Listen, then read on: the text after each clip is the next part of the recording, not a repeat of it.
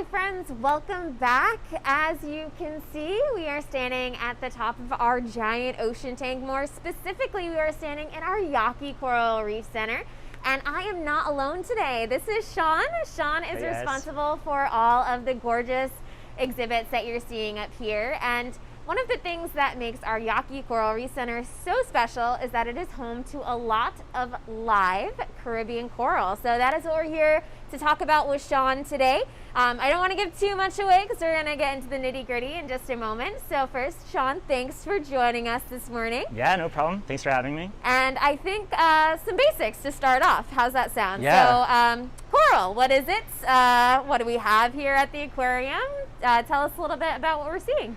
Yeah, so I think to kind of start off, we should kind of figure out what are corals. I think that's a question we get asked a lot here at the aquarium. People think corals are plants, they're rocks, they're actually animals. So corals are living animals, and we call a individual coral organism a polyp. So corals, a polyp I should probably describe too. A polyp loosely looks like an anemone. They have a mouth and it's kind of surrounded by tentacles. So different species of corals can either be a single polyp or colonies of hundreds of thousands of polyps. Awesome. Now, am I safe to say that we have coral in almost every exhibit in our Yawkey Coral Reef Center? Yeah, so we have corals in 3 of the exhibits up here. And all these corals in the Yawkey Coral Reef Center are corals you're going to find throughout the Caribbean. Awesome.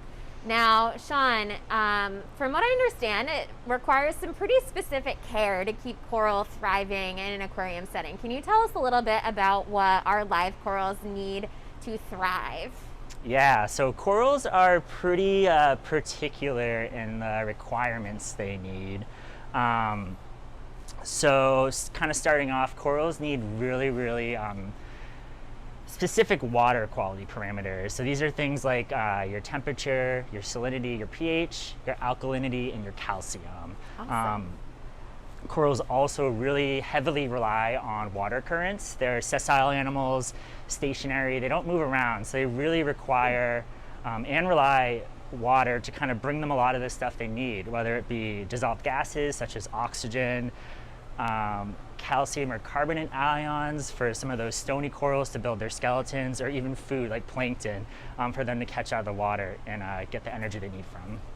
Interesting. Okay, so we need perfect water quality, we need perfect water flow, and we need some good aquarium lighting. Yeah, so lighting is pretty important for our photosynthetic corals.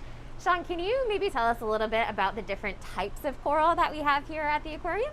Yeah, so there's lots of different types of corals out in the ocean, and we generally characterize them as either hard or soft corals, and then can further break that down into photosynthetic versus non-photosynthetic corals. So kind of starting off with the hard or stony corals, these are the corals that people typically think of when you think of a coral reef.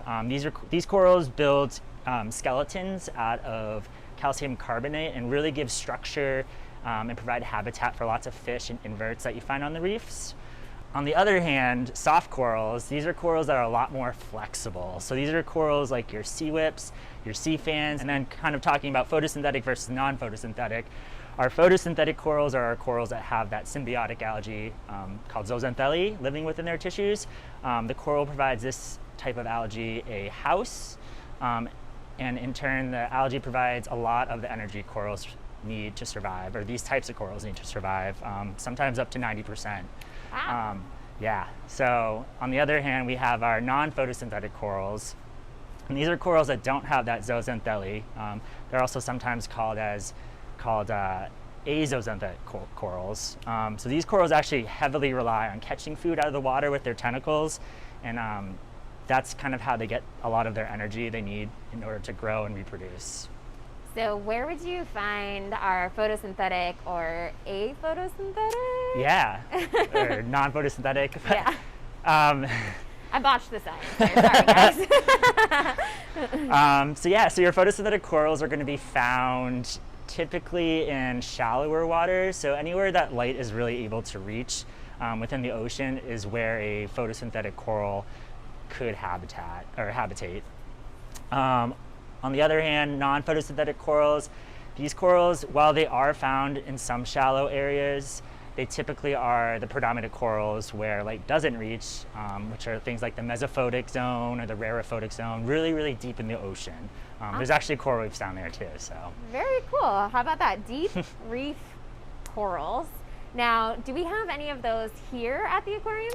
Yeah, so one of my favorite exhibits up here in the Yawkey Gallery is our deep reef coral exhibit. And that exhibit houses exclusively zooxanthellae corals, or our non-photosynthetic ones. Amazing. So, Sean, tell me, why would we ever want to use artificial coral? Why don't we want to just have all live coral tanks? Yeah, so that's a great question. So corals, like I think I stated earlier, are particular animals and kind of require a lot of the right conditions in order to thrive in an aquarium. So things like the aquarium size might be a challenge to really supply adequate coral cover for a lot of like the fish and inverts you find in a tank like that. Corals are relatively slow growing, so for example, trying to stock the giant ocean tank with live coral could be very, very challenging.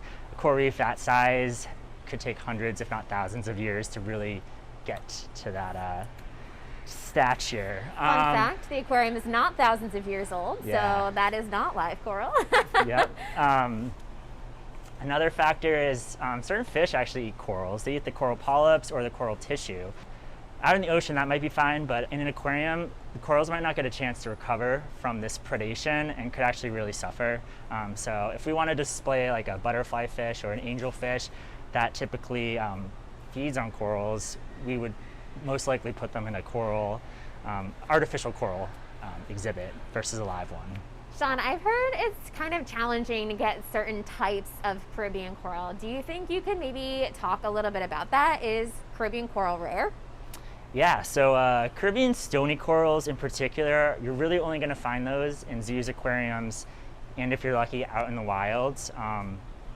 Caribbean stony coral actually has had a pretty big decline since the 1970s. About 80% of all stony coral cover has kind of gone downhill. And interestingly, the United States actually homes the third largest barrier reef in the world. Really? So this is off the coast of Florida. It's called the Florida Reef Tract. And it's home to many, many different species of both stony and soft corals. But as of recent, in 2014, a lot of these stony corals on this reef tract have actually started to succumb to this disease called stony coral tissue loss disease.